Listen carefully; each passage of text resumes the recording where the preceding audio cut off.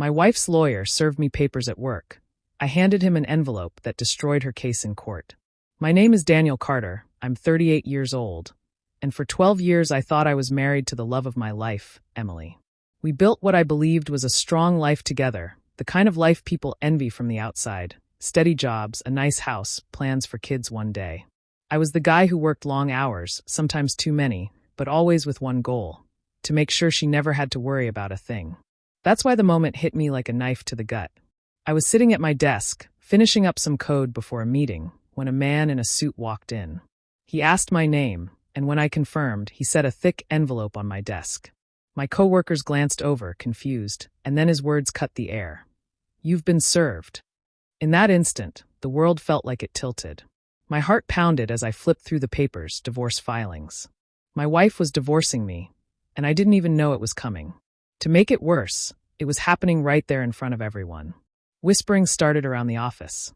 People avoided my eyes, but I could feel the pity, the judgment. I'd never felt so exposed. Shock quickly turned into anger.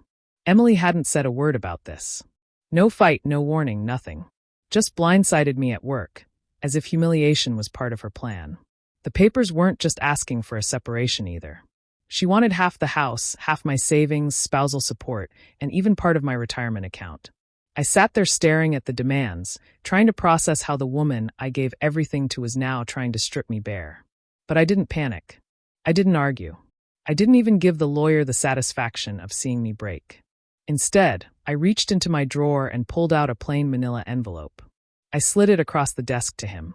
He looked confused for a second, but I met his eyes and said, "Give this to Emily. She'll know what it is." He didn't understand, but I didn't need him to. That envelope was the one thing that would flip her entire plan upside down. As I sat there, my coworkers still staring, I forced myself to keep my composure. Inside, I was unraveling. My marriage was collapsing, my life was spinning, but I also knew something Emily didn't. She thought she could crush me, walk away with everything I worked for, and leave me standing in ruins. What she didn't know was that I had been preparing for this moment longer than she imagined. When I think back to the beginning, it feels like a different lifetime. Emily and I met in college, two kids who believed the world was waiting for us.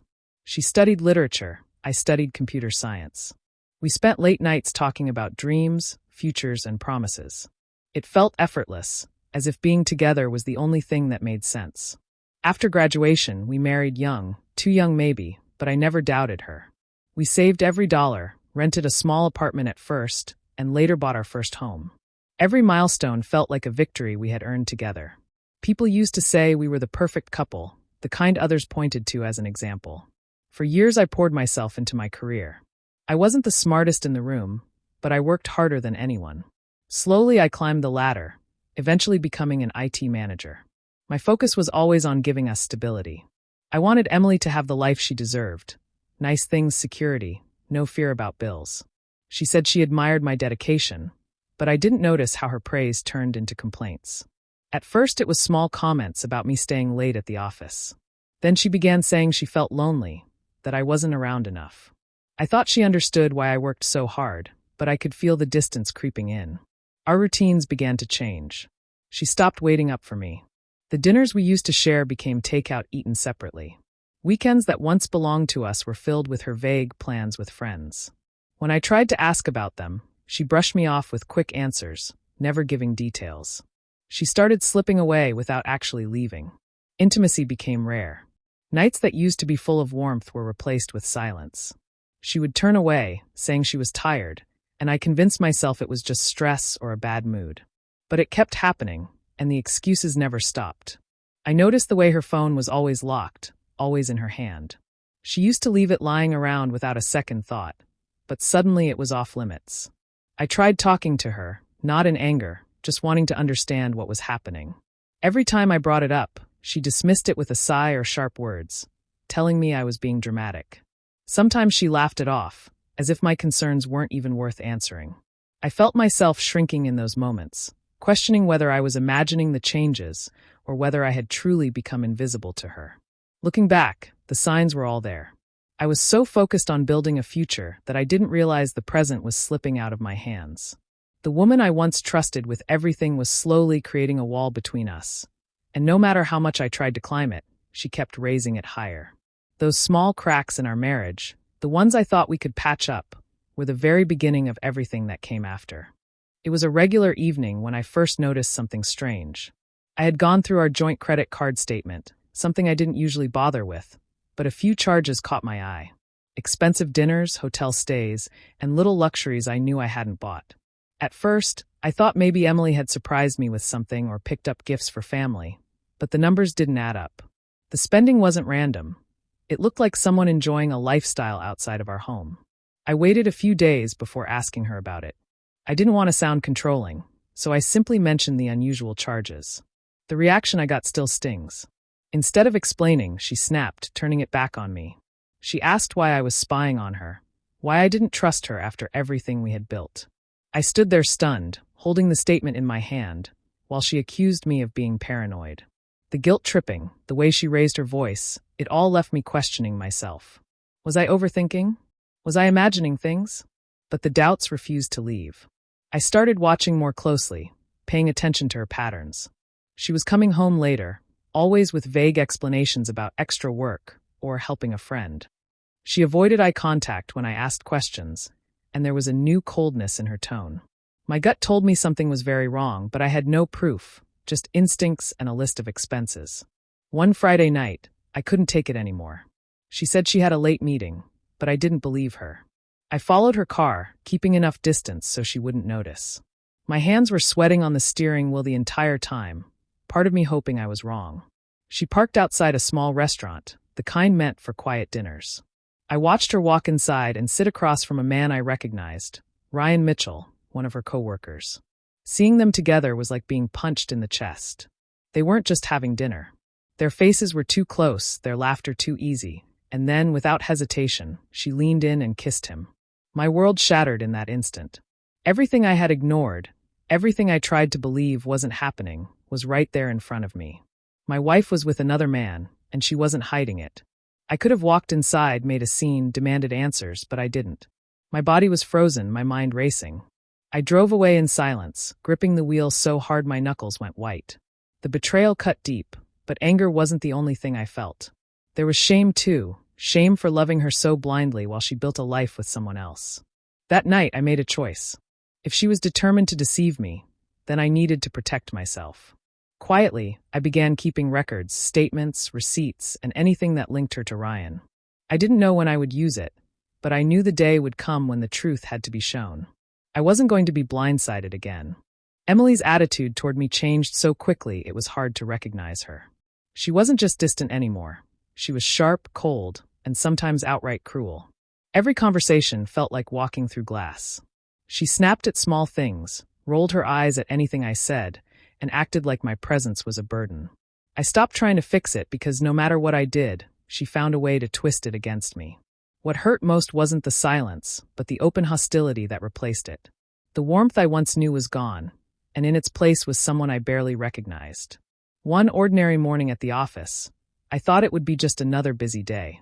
I was reviewing reports on my computer when I noticed a man in a dark suit standing by my desk. He asked if I was Daniel Carter. When I nodded, he placed an envelope in front of me and said in a firm tone, "You've been served." For a second, I couldn't even process it. My coworkers froze, their eyes flicking between me and the stranger. The room filled with hushed whispers, and I felt like I had been stripped bare in front of them all. I opened the envelope, and with each page my chest tightened. Divorce papers. Emily wasn't just ending our marriage. She was demanding nearly everything we had built. Half the house, ongoing support, even a portion of my retirement savings. It was all laid out in black and white, as though the years I spent working to provide meant nothing. She wanted to cut me open and take whatever she could. My throat burned, but I refused to show weakness. The lawyer who served me didn't bother hiding his smug expression. He looked at me like I was already beaten, like he had delivered the first blow of many. It was clear they expected me to fold, to panic, maybe even to beg. My coworkers kept sneaking glances, probably wondering what kind of man I was if my own wife was coming after me like this. But instead of breaking down, I reached into my drawer and pulled out a sealed envelope I had been keeping for months.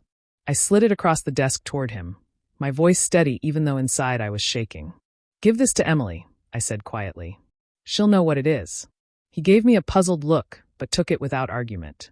I didn't explain, didn't raise my voice, and didn't let him see how deeply I was bleeding on the inside. The truth was, that envelope was the only weapon I had left, and I had prepared it carefully. They thought I was cornered, but they had no idea that the game had already shifted. As he walked away, I sat still, forcing myself to breathe evenly. The humiliation of being served in front of everyone burned into me, but beneath that shame was a quiet fire. They thought they were about to crush me, but I knew something they didn't. Emily's plan would not play out the way she expected. The envelope I handed over at work wasn't something I threw together at the last moment. It had been sitting in my drawer for weeks, waiting for the day I hoped would never come. Inside wasn't just paper. It was the truth I had quietly collected piece by piece.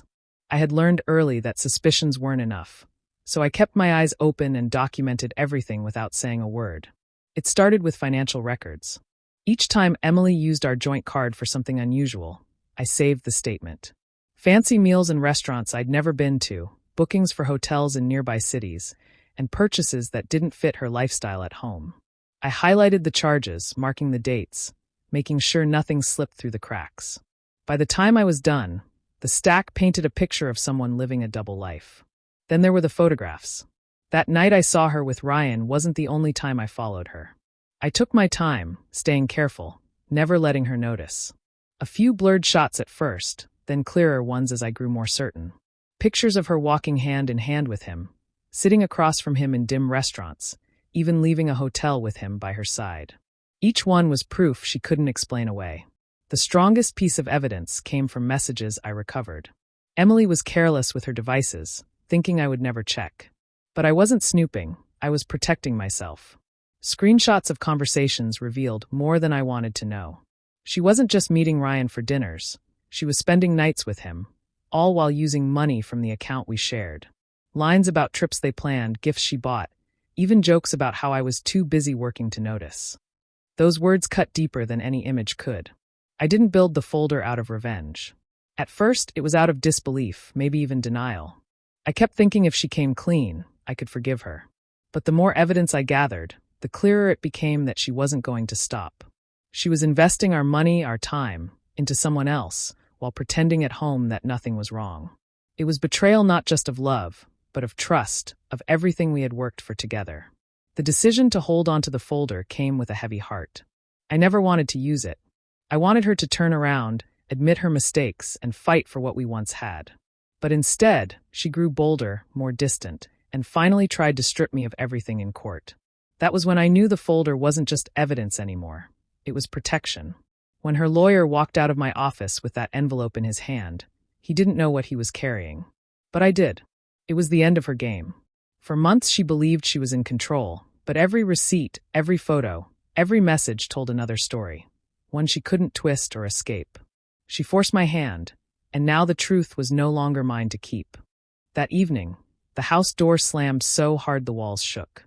Emily stormed inside, her eyes burning with rage. She didn't pause to breathe before shouting, "How could you do this to me?" Her voice echoed through the room as if I was the one who had betrayed her. For a moment, I just stood there, staring at her, trying to process the twisted reality of her anger. Then the words left my mouth almost without thought. "How could you do this to me, Emily?" Her face tightened, as though I had no right to question her. She paced the living room, her arms flailing, throwing blame in every direction but her own. She accused me of being dull, too absorbed in my work, never the husband she wanted. She said she felt trapped in a routine, that I gave her stability but no excitement. Each sentence cut, not because of what she said, but because of how easily she twisted her betrayal into my fault. I listened, my chest heavy, but I didn't raise my voice. When she paused, I asked one question that hung in the air like smoke. "So your answer was to destroy me financially and humiliate me in front of everyone?" My words froze her. For once, she didn't have a quick response. The silence that followed was louder than any scream. She dropped her gaze, fiddling with her hands, searching for excuses. She muttered something about needing more from life, that Ryan gave her what I couldn't. Her voice softened when she said it, almost as if she wanted me to feel sympathy. But all I felt was the sharp sting of betrayal. I had given everything I had, not just money or effort, but my trust, my loyalty. And she tossed it aside like it was nothing. I stood still, watching her unravel in front of me. Anger flickered in her tone again, but this time it felt forced, as though even she knew her reasoning was hollow. The energy in the room shifted. Her rage no longer had weight, and my calmness only made her stumble more. I wasn't screaming. I wasn't pleading. I was simply staring at the woman who had once promised to stand by me. The silence grew heavier. She sat down on the couch, but even then she wouldn't meet my eyes. It was as if the truth had finally sunk in, that her excuses couldn't erase what she had done. I didn't push further. I didn't beg her to explain or try to make sense of it. There was nothing left to say that could mend the cracks she had carved. That night wasn't about answers. It wasn't even about anger anymore. It was the moment when everything between us died quietly. We sat in the same house, yet felt like strangers divided by a chasm that could never be crossed again. The silence that lingered wasn't just bitter, it was final. The day of the hearing arrived faster than I expected. Walking into the courthouse, I felt the weight of everything pressing down on me. Emily stood on the opposite side of the room with her lawyer, both of them looking smug, as if the victory was already theirs. She avoided my eyes, but the confidence on her face told me she thought I was finished. Her lawyer leaned in close to her, whispering, smiling, convinced they had it all figured out. When the judge entered and the session began, Emily's side went first.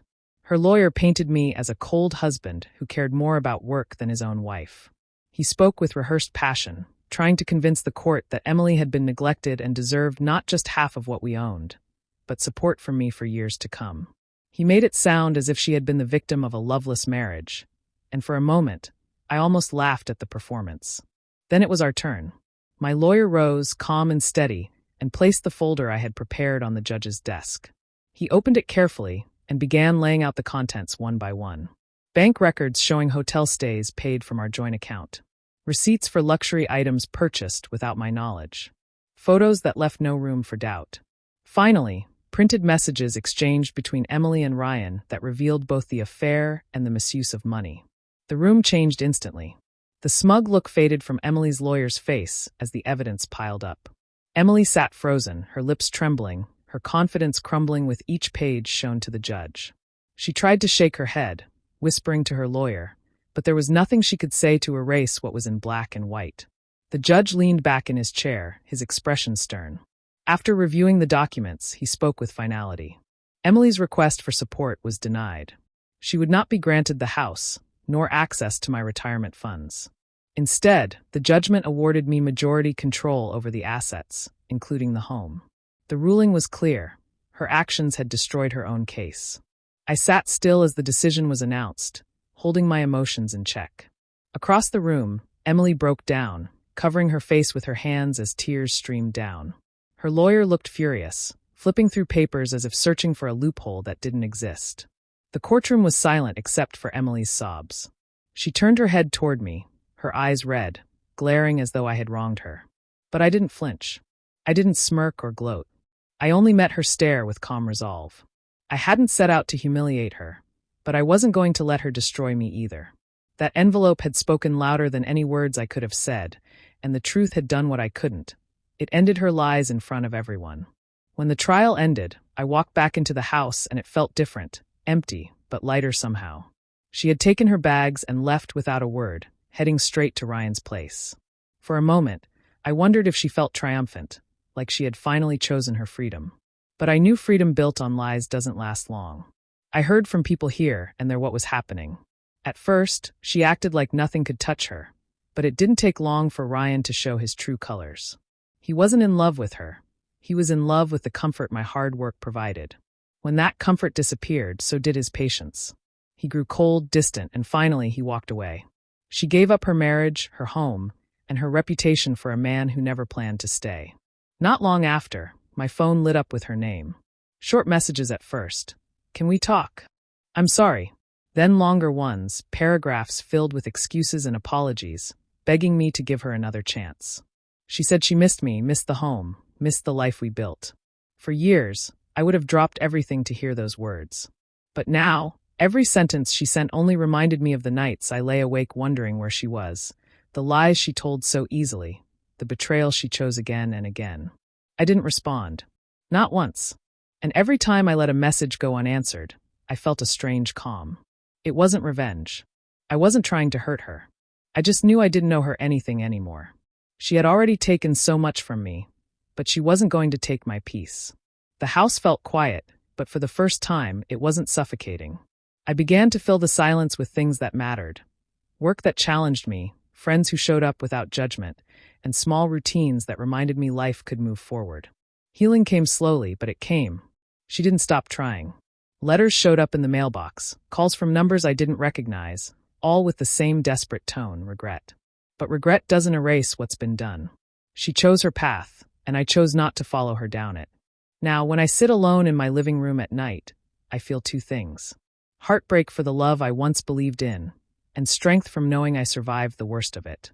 She thought she could break me, strip me of everything, but in the end, she only destroyed herself. I lost a marriage, but I kept something she could never take, my dignity. And for me, that was enough. I never thought my life would take such a turn, but when it did, I realized I had two choices. Let it break me or protect myself. The envelope I handed over wasn't about crushing Emily, even though it ended her case in court. It was about survival.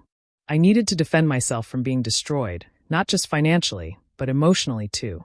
She had already wounded me deeply, and if I hadn't prepared, she would have taken everything I worked for.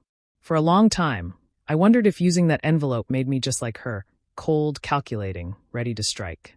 But then I reminded myself of all the nights I spent alone, wondering why she was late, questioning my own worth when the problem was never me. That folder of evidence wasn't born out of hatred. It came from knowing I had to stand up for myself when no one else could. When the truth came out, people around me were stunned. Friends who once admired us as the perfect couple couldn't believe what she had done. My family, especially my parents, stood by me without hesitation. They told me they were proud I had stayed strong instead of falling apart.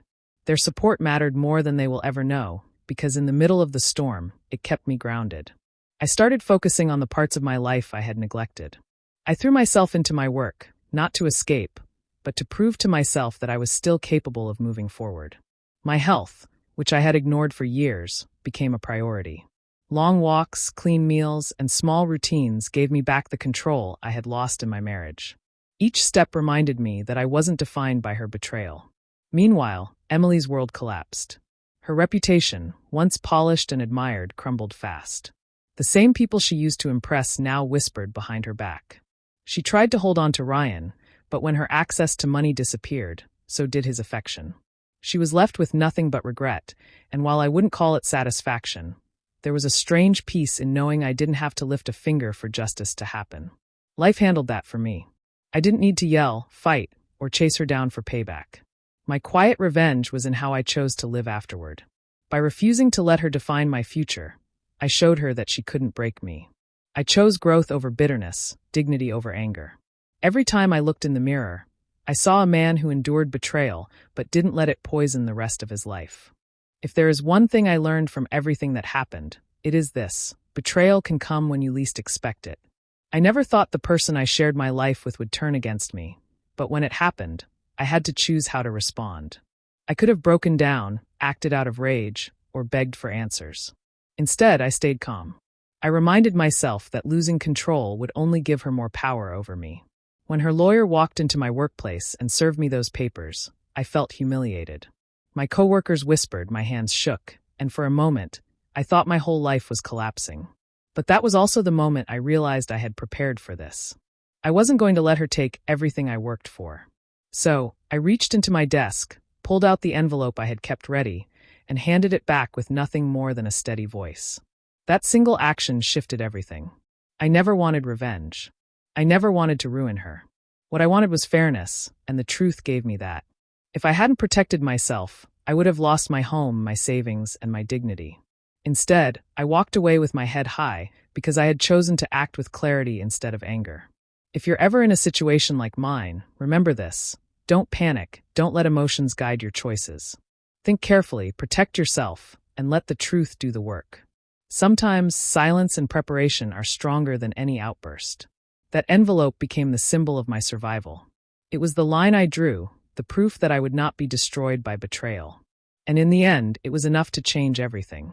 So when I look back now, I can still hear the echo of that moment. My wife's lawyer served me papers at work. I handed him an envelope that destroyed her case in court.